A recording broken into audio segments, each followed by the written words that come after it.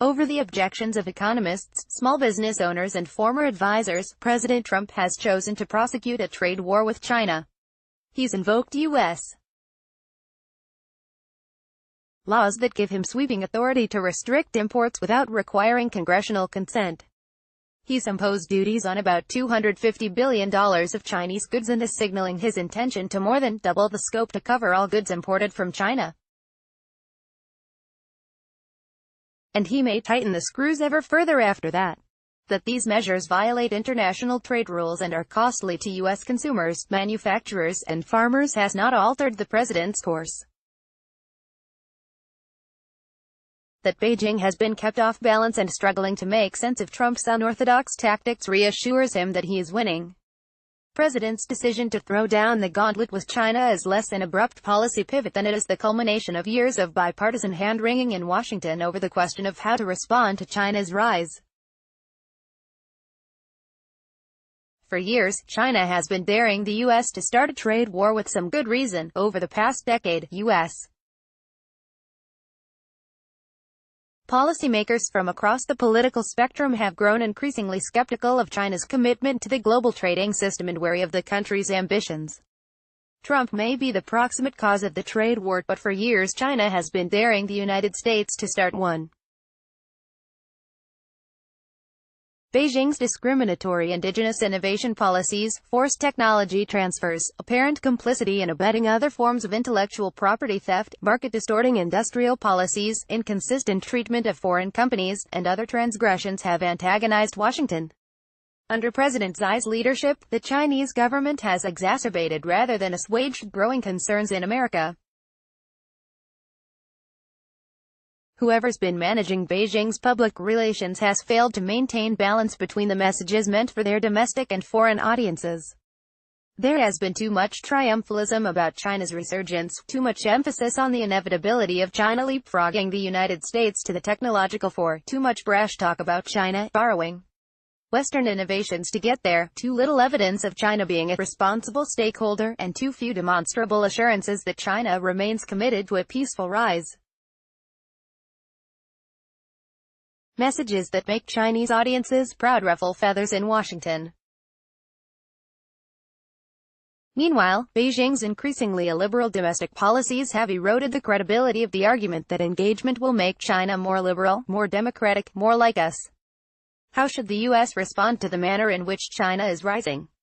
Embracing, encouraging and enabling China when it was a poor country struggling to recover from years of brutal policy mistakes, whose leaders came to recognize the imperative of widespread market reforms, was one thing.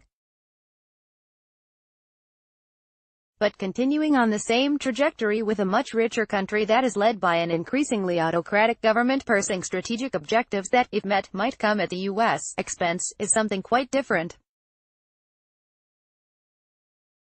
It is certainly a concern that cannot be dismissed simply by pointing out that tariffs are taxes on our own people and businesses.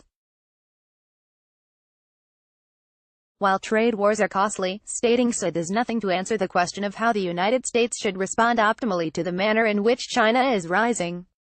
Amid a growing chorus of warnings that China is nipping at America's heels and time is running out to respond strategically, Trump has responded.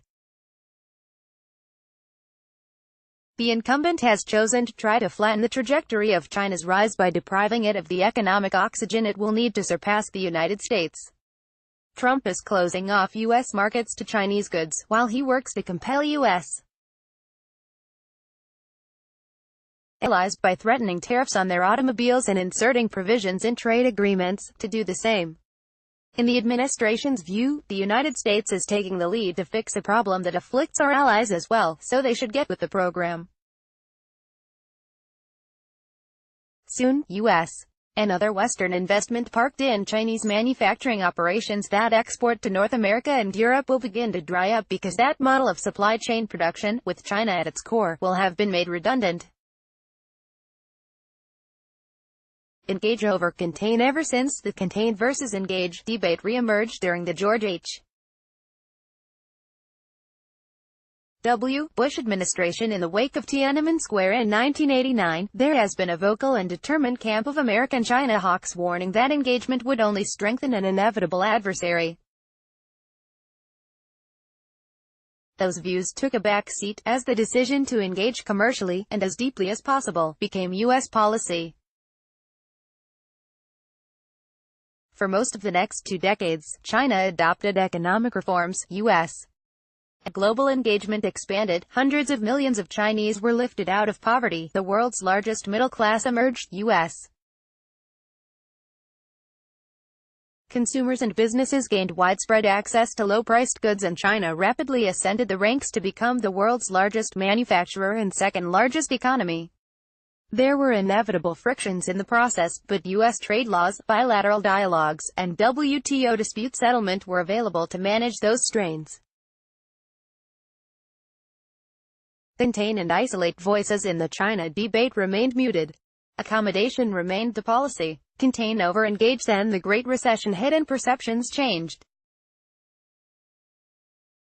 China had arrived and was intimating that it viewed the United States as a waning power, as she set her sights on becoming the world's technologically preeminent economy by any means necessary. Over the ensuing decade, there has been a noticeable migration of U.S. policymakers from the accommodate and engage end of the China policy spectrum to the more hawkish contain and isolate end. Today one is hard-pressed to find more than a few members of Congress who would oppose aggressive U.S. measures to frustrate China's technology ambitions, or who do not view Chinese economic policies with deep skepticism. This past summer, the Foreign Investment Risk Review Modernization Act (FIRRMA), which relaxes the conditions and expands the scope for U.S. government intervention to block Chinese acquisitions of U.S. technology companies and access to U.S. technology through other channels, passed in the Senate by a vote of 85 to 10 and in the House by a margin of 400 to 2. There is no longer a political upside to continuing to accommodate China, and very little political downside to getting tough. Pay now or pay later for those who abhor trade restrictions and who rightfully worry about the economic and opportunity costs that will beset a bifurcated global economy. It's past time to develop arguments beyond moaning about the effects of tariffs on businesses and consumers. Trade wars, like real wars, are costly. But people are willing to sacrifice, at least up to a point when they believe a cause is worth fighting for. The question is, how do we get the optimal outcome at the lowest cost? Doing nothing, instead of imposing tariffs, in response to China's policies would have cost nothing in the short run. But if the concerns raised by China's policies are legitimate, doing nothing to fix them now will cost more to fix over time, if they remain fixable at all. Some people present the problem of China's economic policies in exaggerated terms and as though the United States never transgresses. Others pretend the problem doesn't exist. The truth lies somewhere in between.